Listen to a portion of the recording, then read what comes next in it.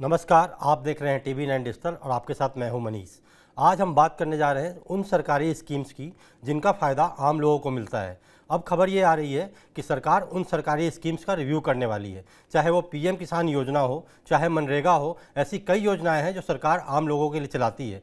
तो अब इसका रिव्यू क्यों किया जाएगा, इसकी ज़रूरत क्यों पड़ रही है, इन्हीं सब मुद्दों पर बात करने के लिए हमारे साथ गेस्ट जुड़े हुए हैं, जो कि अश्विनी राणा जी हैं, जो कि वॉइस ऑफ बैंकिंग के फाउंडर हैं। तो सर से जानना चाहते हैं। नमस्कार सर, आपका टीवी 9 पर स्वागत है। तो सर ये बताइए कि जो सरकारी स्कीम्स का रिव्यू करने की बात हो रही है, तो इसके क्या मायने निकलते हैं, क्या है मतलब मामला ये? जी सर। क्या कि सरकार कोई भी स्कीम अगर चलाती है तो उसको पीरियोडिकली साल में, 2 साल में, 3 साल में, 5 साल में उसको रिव्यू करती ही है। उसका कारण है कि सरकार देखती है कि भाई जो स्कीम हमने चलाई उसका फायदा कितने लोगों को हुआ, या कितने लोग अभी बचे हैं ऐसे लोग जिनको कि उस स्कीम से और जोड़ा जा सकता है, उनको फायदा दिया जा सकता है, या क्या उस स्कीम में कुछ राशि बढ़ाई जा सकती है, उसका बजट बढ़ाया जा सकता है। जी तो इस नाते से सरकार जो है पीरियोडिकली इसको रिव्यू करती है, और वो उसी कड़ी में सरकार ये जो है इस योजनाओं को जो है वो रिव्यू करेगी और देखेगी कि किन योजनाओं को और जो है और सशक्त किया जा सकता है, लोगों तक नहीं पहुंची है तो उसका रिव्यू होगा कि भाई इतना बजट दिया गया, अब ये सारी है जो योजनाएं, इसमें बजट में कम से कम 4.5 लाख करोड़ का इसका जो बजट है अलग अलग स्कीम्स का, तो क्या वो सारा बजट जो है वो हर साल में खर्च हो जाता है, और उसके कारण से जिस लक्ष्य की प्राप्ति के लिए वो स्कीम लाई गई, यानी पीएम किसान मान लो या मनरेगा, तो पीएम किसान से जिन लोगों को पैसा दिया गया, क्या उन लोगों को उसका कुछ लाभ हुआ या उन तक वो पहुंचने की तो गारंटी अभी है कि भाई आप डायरेक्ट अकाउंट में ट्रांसफर करते हैं तो वो पैसा तो कम से कम इधर उधर डाइवर्ट नहीं होता, लेकिन उस पैसे का उपयोग वो कर रहे हैं, उससे उनकी जरूरतें पूरी हो रही हैं या नहीं हो रही, और उनको कुछ दिया जा सकता है।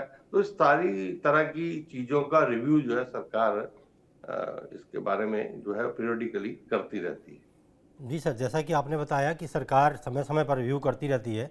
तो जैसा कि रिपोर्ट्स में बताया जा रहा है कि सरकार अप्रैल में जो नया फाइनेंशियल ईयर शुरू होने वाला है, उसमें इन सारी योजनाओं का रिव्यू किया जाएगा, जिसमें कि साल 2025-26 के लिए करीब करीब 5.41 लाख का बजट एलोकेट किया गया था इन सारी योजनाओं को, जिसे रिवाइज करके फिर 4.15 लाख, जो कि आपने बताया अभी 4.15 लाख करोड़ किया गया। तो सरकार सर जो सोचती है योजनाएं, खास करके ये सारी योजनाएं जो है बिल्कुल गरीब तबके के लिए है, जिनकी आमदनी नहीं है, चाहे वो पीएम किसान योजना हो, चाहे मनरेगा हो। आप जानते ही होंगे कि पीएम किसान योजना से कितने लोग लाभान्वित हुए हैं, करोड़ों किसान को इसका फ़ायदा मिला है। तो ऐसे में सर सरकार का कोई पैटर्न होता है कि मतलब रिव्यू कर रहे हैं, जैसे कि कोई योजना ऐसी भी है जैसे नेशनल मिशन योजना है और पीएम आवास योजना है, तो इन सब योजनाओं का रिव्यू का आधार क्या होता है सर, कुछ बता सकते हैं? या रिव्यू फिर का जो आधार योजनाएं क्या है? बहुत चलती हैं उनको कंटिन्यू करते हैं या फिर किसको डिसकंटिन्यू कर देते हैं? क्या है कि सरकार का जो एक स्ट्रक्चर है कि भाई केंद्र सरकार है, राज्य के आगे डिस्ट्रिक्ट की मशीनरी है, फिर डिस्ट्रिक्ट के आगे ब्लॉक्स हैं, ब्लॉक के नीचे और पंचायत का भी एक स्ट्रक्चर है। तो वहां से सारा डाटा इकट्ठा किया जाता है कि कितने लोग ऐसे लाभार्थी हैं या कितने ऐसे लोग हैं जिनको ये स्कीम मिल चुकी है, और कितने लोग और हैं कि जिनको ये स्कीम अगर से जोड़ा जाए तो उनको लाभ हो सकता है। तो और भी तरह तरह की एजेंसीज जो हैं इस तरह के डाटा जो है कलेक्ट करती हैं कि कितने लोग हैं जो लोग इस स्कीम्स के लिए एलिजिबल हैं, तो उसके आधार पर सरकार तय करती है कि मान लो जो पीएम आवास क्रेडिट जो रूरल का है, तो जी कितने लोगों के पास घर नहीं है, उनका एक डाटा जो है वो हर स्तर पर नेशनल, स्टेट और उसमें डिस्ट्रिक्ट पंचायत वो बनाया जाता है, और कितने लोग उसमें एलिजिबल हैं कि उस आय के अनुसार, तो कितने लोगों को मिल चुका है, कितने लोगों को और दिया जा सकता है। तो तमाम तरह के सर्वे जो हैं अलग अलग एजेंसियों के माध्यम से किए जाते हैं, और फिर उसकी प्लानिंग की जाती है कि भाई इतने लोग बचे हैं। अब हो सकता है कि कई बार जो इम्प्लीमेंट अथॉरिटीज हैं, चाहे ब्लॉक स्तर पर हो, पंचायत पे हो, स्टेट पे हो, डिस्ट्रिक्ट पे हो, वो इफेक्टिवली वो काम नहीं करती, तो उसका भी रिव्यू किया जाता है कि भाई ये इतना यहाँ पर आवश्यकता थी, इतने लोगों का टारगेट था, लेकिन इतने लोगों को ये स्कीम का लाभ नहीं मिला, तो क्यों नहीं मिला, तो उन अधिकारियों को भी चिन्हित करना, ताकि वैसे लोगों को वहां से हटाकर दूसरे लोगों को लगाना, ताकि वो लोग जो हैं जरूरतमंद और एलिजिबल लोगों का आइडेंटिफाई करके उन लोगों तक वो योजना को पहुंचाएं। जी सर, जैसा कि आपने सर बताया कि कई सारी योजनाएं हैं, इन्हीं में से एक योजना है जीवन जल मिशन, मतलब हर घर नल योजना भी जिसको गांव में कहते हैं, जिस पर सरकार ने 67,000 करोड़ रुपए का बजट रखा था। और चूंकि हम लोग रिपोर्टिंग के दौरान कई गांवों में जाते हैं, देखते हैं, तो अब हर घर के आगे एक नल लगी होती है, जिसमें टाइम टू टाइम, जैसे शहरों में पानी आता है, टाइम टू टाइम उसमें भी पानी आता है, सुबह 2 घंटे या शाम में 2 घंटे। तो इससे काफ़ी तौर पर, मैं ग्राउंड रिपोर्टिंग की बात कर रहा हूँ, काफ़ी लोगों को फ़ायदा मिला है और ये योजना गाँव में खास करके सुपर हिट रही है। लेकिन इसी में देखा गया है कि जब पंचायत से सरकार ने तो 67,000 करोड़ का बजट अलॉट कर दिया इसके लिए, लेकिन वो पहुंचा कहां तक? अब जब उसके, क्योंकि कई लेयर्स होते हैं, पहले फिर वो कमेटी में आती है, फिर सरपंच के पास आता है, फिर मुखिया के पास जाता है, फिर वहाँ का जो वार्ड ग्राम अधिकारी होता है उसके पास जाता है। तो वो करते करते योजनाएं मतलब मूर्त रूप कितना ले पाती हैं। तो जो रिपोर्ट्स में कही जा रही है कि सरकार इनको देखना चाहती है कि हमने मान लीजिए इतना व्यय रखा, वो व्यय हुआ भी कि नहीं हुआ। मान लीजिए 67,000 करोड़ फॉर एग्जाम्पल एक योजना का लेते हैं, तो इसमें से कितना फायदा 67,000 करोड़ रुपये उस मिशन तक पहुंचा, या फिर जो आम जनता है, देश की गरीब जनता है, उन तक पहुंचा कि नहीं पहुंचा? तो सर इस पे आप कहेंगे कि इसका आकलन कैसे होता होगा? जी सर। आकलन वैसे ही मैंने बताया ना कि जिस जिस स्तर पर योजना को इम्प्लीमेंट करने की जो जिम्मेवारी है, तो उसका क्वार्टरली रिव्यू होता है। हर योजना के बारे में क्वार्टरली जो रिव्यू कमेटीज रहती हैं, स्टेट की भी रहती हैं, डिस्ट्रिक्ट की भी रहती हैं। तो डिस्ट्रिक्ट के अंदर जो पंचायत है और आपका ब्लॉक है, उस तरह सब रिपोर्टिंग वहां पर करते हैं, और जो उसके बाद वो केंद्र में आते हैं। तो हर स्तर पर कि इतने लोगों का टारगेट था, इतने लोगों को मिला, इतने लोगों को नहीं मिला, तो ये सारी तरह की होती है। और जैसे आपने कहा कि भाई ये अलग अलग लेयर है, और उस लेयर में भी बहुत सारे ऐसे लोग रहते हैं। अब पंचायत में है, सरपंच है। अब सरपंच, कई बार ये बातें सामने आती हैं कि जिन लोगों तक वो पहुंचना चाहिए, प्रायोरिटी में पहुंचना चाहिए, उन तक वो चीज नहीं पहुंचती और दूसरे लोगों को दिया जाता। तो वो उसकी रिपोर्टिंग जो है उस स्तर से जो है प्रॉपर हुई कि नहीं हुई, ये डिस्ट्रिक्ट एडमिनिस्ट्रेशन जो है वो कई बार जाकर फिजिकली भी वहां पर वेरिफिकेशन उसकी रहती है। मीटिंग्स में तो वो डाटा आता ही है, लेकिन फिजिकली वेरिफिकेशन भी रहती है। अब निचले स्तर पर गांव में या ब्लॉक में आप देखेंगे कि भाई लोग जो है बहुत, कई जगह पर कई गांव में बहुत पिछड़े हुए हैं, और वो एजुकेटेड भी नहीं है, तो वो अपने मुद्दे को अच्छी तरह से नहीं रखते। तो उनकी जो पहुंच है वो पंचायत सरपंच तक ही है। अब सरपंच कितना जो है वो इफेक्टिव है और कितना ईमानदारी से काम कर रहा है कि मेरे को जो इतना टारगेट फिक्स हुआ डिस्ट्रिक्ट की तरफ से और ब्लॉक की तरफ से, वो मैं लोगों तक पहुंचा पा रहा हूँ, नहीं पहुंचा पा रहा हूँ। तो वो चीजें इंप्लीमेंट होने में या पहुंचने में उस पर भी निर्भर करता है कि उसकी सोच और उसका जो तरीका है वो कैसा है। जी सर, जैसा कि आपने बताया सर, ये सारी जितनी योजनाएं हैं कल्याणकारी योजनाएं हैं, मतलब जिनसे आम जनता का कल्याण हो सके, इसीलिए कल्याणकारी योजना इन्हें कहा भी जाता है। और सबको सारी की सारी योजनाएं सेंट्रल गवर्नमेंट या तो स्पॉन्सर होती हैं या तो सेंट्रल गवर्नमेंट फंडेड होती हैं, जिसके बाद उसे राज्यों तक पहुँचाया जाता है, राज्यों से फिर उसको आम जनता तक पहुँचाया जाता है। ऐसे में सर सवाल है कि जैसा कि एक मुफ्त अनाज योजना भी है, मतलब मुफ्त जो अनाज दिया जाता है, जिसको सरकार ने बढ़ाया भी है कई बार और अभी भी वो चालू है। लेकिन इसमें देखा गया है कई बार कि एक आदमी, जिसकी सरकार ने मान लीजिए 5 किलो अनाज, 5 किलो गेहूं और 5 किलो चावल का लिमिट तय किया हुआ है, लेकिन कई सारे लोग इसका लूपहोल का फ़ायदा उठाते हैं और उनके घर में मैंने खुद देखा है कि 5 किलो के बदले 20 किलो अनाज आ रहा है और उनकी खपत नहीं है, तो उनको बेच भी दिया जाता है। तो सर ये देखिए कि इसमें सरकार का कितना बड़ा नुकसान है, क्योंकि सरकार ने तो फंड अलॉट किया, सरकार ने बोला कि आपकी लिमिट ये तय की हुई है, लेकिन आप 5 किलो की जगह 25 किलो ले रहे हो। तो इसमें सर कहाँ लूप होल्स होते हैं, मतलब क्यों ऐसा हो पाता है? जी सर।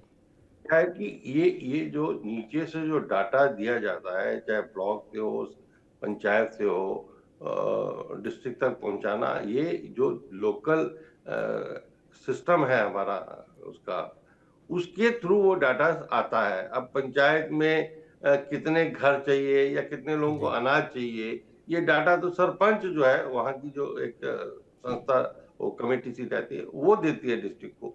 अगर उसने ईमानदारी से नहीं दिया, उसने फर्जीवाड़ा करके कुछ लोगों के नाम ऐड करवा दिए और वो उन तक वो, हालांकि अभी डिजिटलाइजेशन के कारण बहुत कुछ ऑथेंटिकेशन हो सकता है, आधार है, बाकी चीजें हैं, लेकिन फिर भी यहाँ पर जो नीचे लेवल पर ब्लॉक और सरपंच लेवल पर इस प्रकार की कई बार जो है कमियां सामने आती हैं। अब ये एक स्कीम ऐसी है जिसमें बार बार जो राजनीतिक दल हैं वो भी इस पे क्वेश्चन करते हैं कि जब इतने लोगों को हम अनाज दे रहे हैं तो क्या जी मतलब इतने लोग गरीबी के नीचे हैं, या वो उनकी क्या है मजबूरी है। तो मुझे लगता है कि सरकार का इस प्रकार की योजना को कंटिन्यू करने का जो पर्पस है, उससे दो चीजें हल होती हैं। एक तो वो उन लोगों तक जिनको जरूरत है उन तक अनाज पहुंचाना, वो जी उसका मिसयूज करते हैं तो ऐसी रिपोर्टिंग, ऐसी परिवारों की रिपोर्टिंग ऊपर तक आनी चाहिए ताकि उनको उस लिस्ट में से डिलीट किया जाए। दूसरा यह है कि आप पहले देखेंगे कि बहुत, अगर किसानों को आप प्रमोट नहीं करेंगे, किसानों को उत्साहित नहीं करेंगे, जी उनका जो अनाज उन्होंने पैदा किया है वो सरकार अगर नहीं खरीदेगी तो भी मुश्किल होगी। जी अब वो कंटिन्यू सरकार वो खरीद रही है।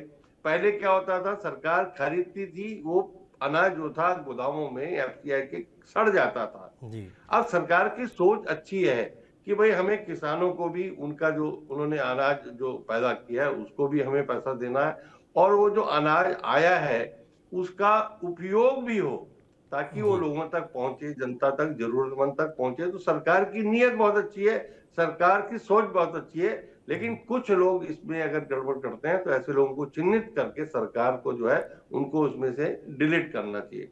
तो जी इस कारण से किसानों को जो उपज हुई है, जो उन्होंने उपज अपनी मेहनत से की है, उसका भी उनको पैसा मिल जाता है। और जो अनाज जो है गोदाम में सड़ने की जगह पर लोगों की उपयोग के लिए जा रहा है, चाहे उनको वो उसकी उपयोगिता कईयों को नहीं होगी, तो ऐसे लोगों को आइडेंटिफाई करना चाहिए और लिस्ट में से कम निकाल के दूसरे लोग और जो उसके लिए एलिजिबल है उन लोगों को उसको देना चाहिए। जी सर, जैसा कि आपने डिजिटल की बात की, तो सबसे बड़ी जो फ़ायदा मिला है डिजिटल होने का, और जो डीबीटी ट्रांसफ़र शुरू किया गया, इसीलिए किया गया कि इन योजनाओं का लाभ आम जनता तक पहुंच ही नहीं पाता था। इसका सबसे बड़ा एग्जाम्पल है पीएम किसान योजना। इसमें इतने फर्जीवाड़े थे, इतने फर्जीवाड़े थे कि मतलब आए दिन चर्चा में, मीडिया में, सुर्खियों में ये योजना बनी रहती थी। सरकार ने इसका रकम भी बढ़ाया, कई बार बात हुई कि इसकी रकम भी बढ़ाई जाएगी, लेकिन उसके बाद भी देखा जा रहा था कि इन योजनाओं का लाभ उन किसानों को नहीं मिल रहा है जिनकी ज़रूरत है, बल्कि उनको मिल रहा है जो किसान बने फिर रहे हैं। फिर सरकार ने इसको पूरी तरह से डिजिटल कर दिया कि आप अगर पात्र हो तभी आपके खाते में पैसा ट्रांसफर होगा। तो सर, आपको नहीं लगता कि डिजिटल होने के बाद से इन योजनाओं में काफ़ी पारदर्शिता बढ़ी है? अब जब रिव्यू की बात हो रही है तो रिव्यू में क्या ये भी एक मुद्दा नहीं हो सकता है कि क्यों ना सारी योजनाओं को डिजिटल किया जाए, पूरी तरह सुचारू किया जाए? क्योंकि कई सारी ऐसी योजनाएं हैं, जैसे आंगनबाड़ी है, आंगनबाड़ी में लोगों को पता भी नहीं चलता है कि मतलब जो पात्र नहीं है उनको भी एनरोल करा लिया जाता है। तो ये फर्जीवाड़े का बहुत बड़ा स्रोत है इन योजनाओं में जो होता है। तो सर, इस पर आप क्या कहना चाहेंगे? नहीं नहीं, बिल्कुल, लेकिन क्या है कि डिजिटलाइजेशन से बहुत हद तक सरकार जो है वो फर्जीवाड़े को रोकने में कामयाब हुई है, जी लेकिन अभी भी कहाँ का लीकेज है उसको आइडेंटिफाई करने की जरूरत है। सरकार को अपनी एजेंसियों की तरह उसको जो है आइडेंटिफाई करना होगा। अब आप देखिए, जैसे शौचालय के लिए, हर जी घर शौचालय की एक योजना आई थी और लोग, सरकार ने उसके लिए पैसा भी दिया। अब वो पैसा जिसने रजिस्टर करवाया, जिसको बनवाना है, उसके अकाउंट में जाएगा, जी लेकिन जो वहां पर जो ब्लॉक लेवल अधिकारी है या ग्राम प्रधान है, वो क्या करता है कि उसका नाम उसने दे दिया है, उसको पैसा मिल गया जो लाभार्थी है, जी लेकिन उसमें से अपना शेयर उसने पहले ही ले लिया उससे।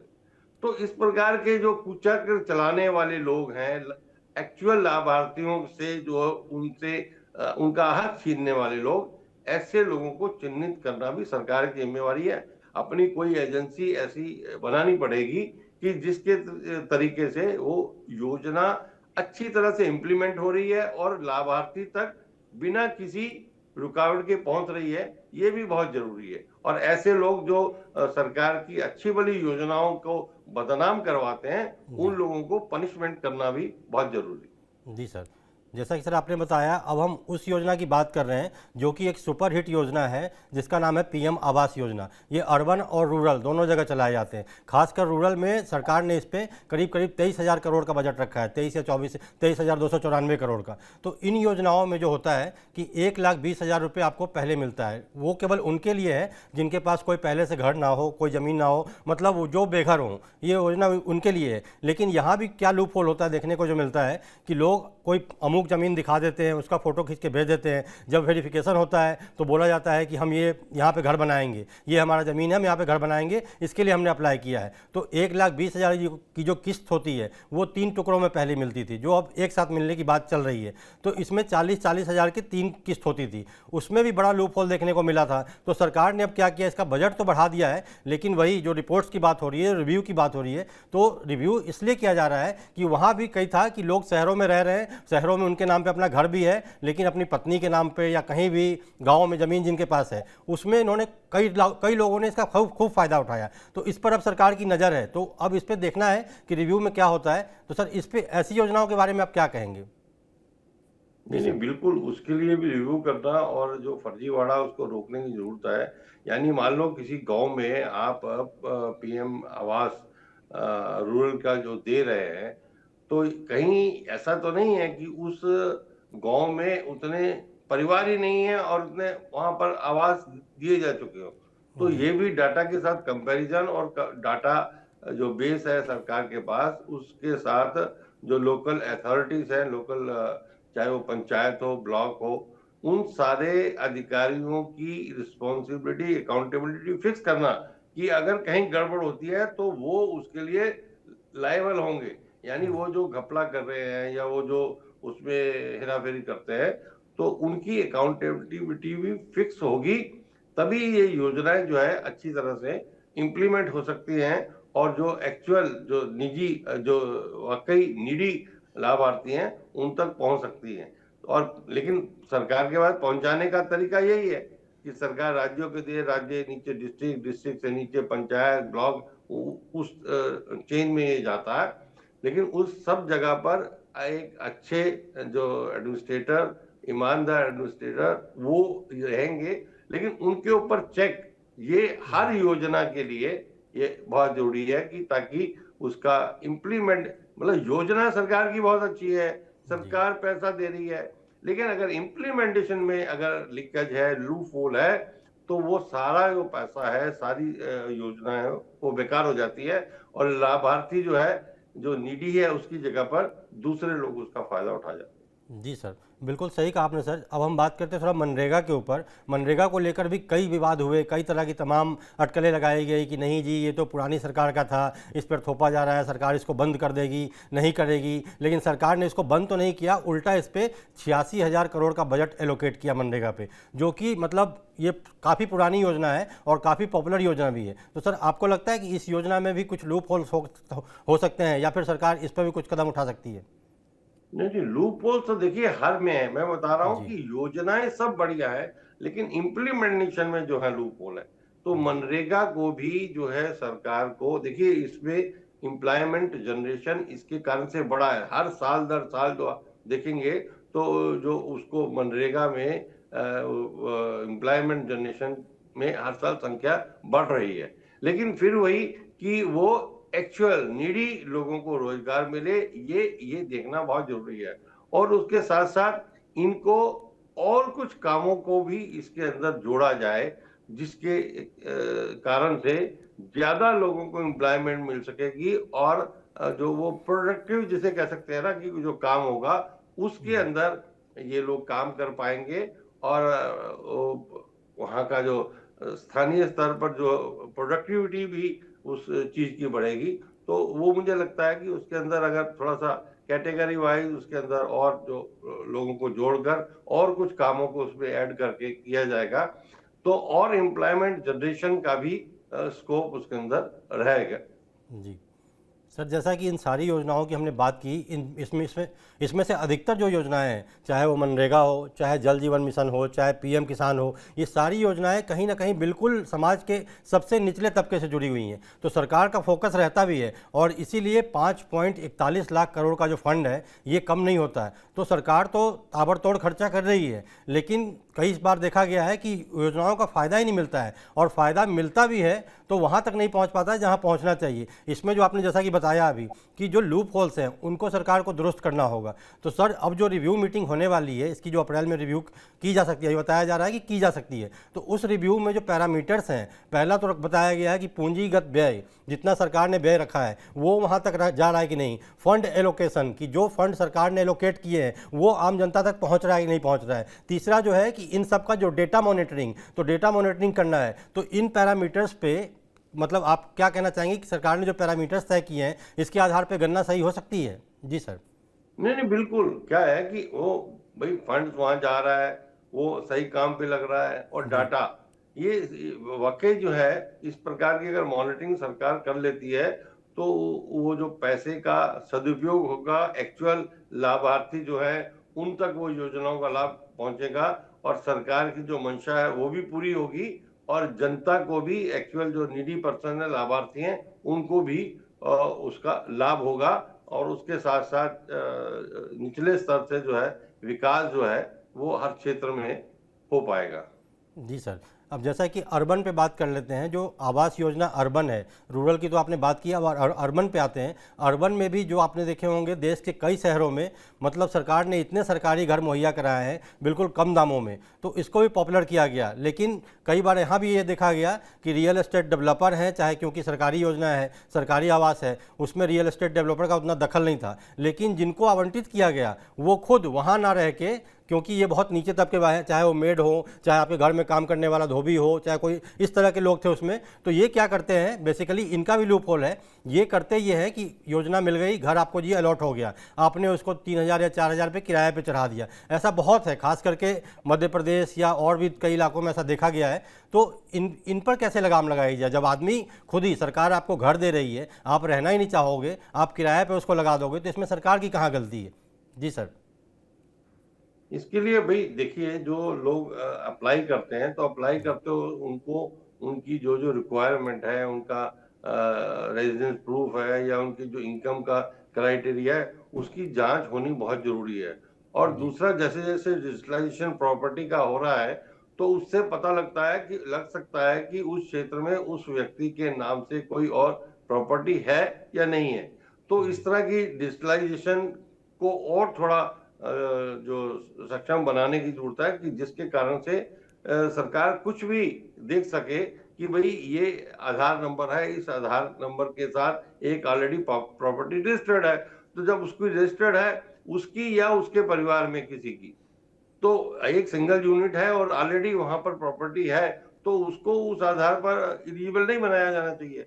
तो जी उसकी जो है ज्यादा जरूरत है कि उसके अंदर उसकी निगरानी, उसके अंदर उसकी इंक्वायरी, ये सभी बहुत जरूरी है। नहीं तो अननेसेसरी सरकार का पैसा जो है वो एक्चुअल लाभार्थियों की जगह पर दूसरे लोग उसका फायदा उठाते जाएंगे, और उसकी जगह मुझे लगता है कि सस्ते हाउसिंग जो स्कीम्स हैं उनको सरकार को प्रमोट करने की, और उसके अंदर कुछ, जैसे पहले इंटरेस्ट में भी जो मिलता था जी रिबेट, वो देकर लोगों को हाउस के लिए प्रमोट करना चाहिए। क्योंकि अभी देखेंगे कि बहुत बड़े बड़े बिल्डर जो हैं वो लग्जरी हाउसिंग की तरफ जा रहे हैं। जी पहले क्या होता था कि वो अफोर्डेबल हाउसिंग में बिल्डर जाते थे, लेकिन उनको अब लगता है कि उससे ज्यादा इसमें ज्यादा कमाई है, तो जी उसके आधार पर वैसा ही कुछ करके, यानी सिंगल यूनिट को उनका एक प्रॉपर्टी उनके नाम रजिस्टर्ड हो, इस तरह का कोई डाटा जो है सरकार को जो है वो इकट्ठा करना पड़ेगा।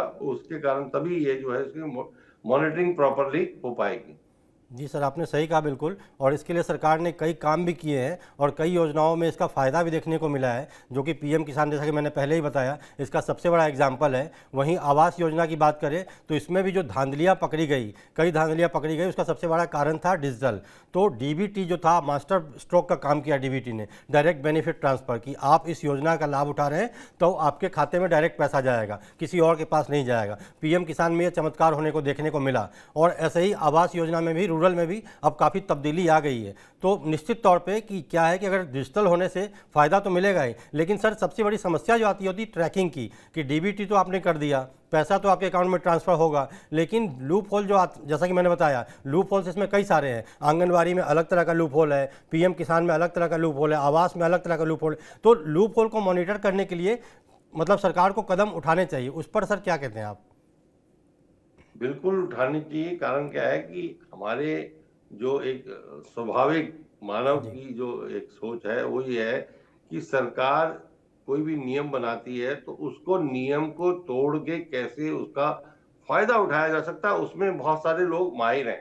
जी। यानी हर तरीके की उसमें चीज में से रास्ता निकालने की कोशिश करते हैं। तो ऐसे लोगों को चिन्हित करने के लिए उसका एक ही तरीका है कि ये जो प्रॉपरली आधार से लिंक्ड सारी स्कीमें हो और उनकी प्रॉपरली केवाईसी हो, उनका जो आधार की तरह उनका लिंक हो, आधार की तरह वेरिफिकेशन हो। तो मुझे लगता है कि बहुत सारी चीजों में इस तरह की जो कमियां हैं उसको सरकार जो है रोक पाती है। जी सर, कुल मिला के ये देखा गया है कि सरकार ने योजनाएं तो बहुत सारी चला रखी हैं। कई सारी योजनाओं को कंटिन्यू भी किया जाता है, डिसकंटिन्यू भी किया जाता है। ये रिव्यू मीटिंग का आधार वही होता है। लेकिन कई सारी योजनाएं इसी चक्कर में फ्लॉप हो जाती हैं या पिट जाती हैं। मान लीजिए पीएम किसान योजना है, अगर खुदा न खास्ता किसी कारण इसको बंद करना पड़े तो सरकार तो पूरी मॉनिटर करके, रिव्यू करके उसका देखेगी कि ये पैसा सही लोगों तक पहुँच रहा है, नहीं पहुँच रहा है, क्या हो रहा है। लेकिन जब बंद होता है तो किसी एक लूप होल के कारण जो इतने किसान, करोड़ों को फ़ायदा मिल रहा है, करोड़ों किसान को, तो वो तो नुकसान में रहेंगे। लेकिन इसमें जो होता है सबसे बड़ा सर, मॉनिटरिंग जो बताया गया, कि मॉनिटरिंग सिस्टम बेहतर करने के लिए आज जैसा आपने बताया, एक तो डिजिटल पे आना पड़ेगा, दूसरा लिंक करना पड़ेगा हर चीज़ को। और लिंक के बाद जो होता है कि सबसे बड़ी बात जो है कि ग्राउंड रिपोर्ट, सबसे बड़ी बात है कि यहाँ जो सारी योजनाएं चलाई जा रही हैं, या तो बिल्कुल ग्रामीण इलाकों में है या फिर बिल्कुल समाज के निचले तबके के लोगों की हैं। तो इसमें सरकार सर ग्राउंड रिपोर्टिंग के लिए क्या कर सकती है? मतलब ग्राउंड पे जाके वेरिफिकेशन करे या फिर कैसे पता लगाए? जी सर। उसके लिए कोई और उसकी एजेंसी जो है वेरिफिकेशन के लिए और जो सही तरह से इम्प्लीमेंट हो रहा है, निडी लोगों को, एक्चुअल लाभार्थियों को योजना मिल रही है नहीं मिल रही है, अगर मिली है तो मिलने के बाद भी उसको वेरीफाई करना। तो इस जी। प्रकार का कोई एक नेटवर्क बनाना पड़ेगा हर डिस्ट्रिक्ट पर, ताकि वो जितनी स्कीम्स को लाभार्थियों को चीजें गई हैं उनका जाके वो प्रॉपरली उसका उसको देखे, उसको डिजिटली कैप्चर करे और वो डाटा सारा जो है मैच हो कि भाई हाँ ये चीजें जो हैं ये एक्चुअल लाभार्थी तक पहुंची हैं। जी सर, जैसे सर जनगणना में होता है कि सरकार के कर्मचारी या सरकार के लोग घर घर जाकर जनगणना करते हैं, एक एक लोगों से मिलते हैं कि आपके घर में जो बच्चे का नाम लिखा हुआ है ये कौन है, कहाँ है, इनको बुलाओ, आपके घर में कितने परिवार हैं। तो शायद ऐसा कुछ करें तो ज़रूर निश्चित तौर पे ये योजनाएं लोगों को तो और आसानी से पहुंचेगी और लाभ मिलेगा। तो सर आपने बहुत अच्छा बताया, मतलब मुझे लगता है कि लोगों को काफ़ी क्लियरेंस आई होगी और हम समय समय पर मतलब अब तमाम ऐसे मुद्दे उठाते हैं जो बिल्कुल आम जनता से जुड़े हों। तो सर आपका बहुत बहुत धन्यवाद TV9 में जुड़ने के लिए। जी सर, नमस्कार। जी, तो ये आपने देखा कि सरकार योजनाएं तो चलाती हैं, लेकिन उसका फ़ायदा आम जनता तक पूरी तरह से नहीं पहुंच पाता है। और ये जो रिव्यू मीटिंग होती है, रिव्यू किसी भी चीज़ की इसीलिए की जाती है कि वो सच में ज़मीनी स्तर पे हो भी रहा है कि नहीं हो रहा है। अब सरकार चूँकि इसकी रिव्यू अप्रैल में करने जा रही है, ऐसा कहा गया कि कर सकती है। अगर करती है तो देखना होगा कि इन योजनाओं में कितनी सारी योजनाएं चलती हैं या फिर उसमें कुछ बदलाव होते हैं, ये आने वाला आपका वक्त बताएगा। लेकिन कहने का मतलब ये है कि योजनाएं जो मिल रही हैं तो आप उसमें लूप होल ना ढूंढें, आप कम से कम उसका फ़ायदा उठाएं और सरकार का भी काम इससे थोड़ा आसान होगा। तो ऐसी तमाम खबरों के लिए जुड़े रहिए TV9 के साथ। नमस्कार।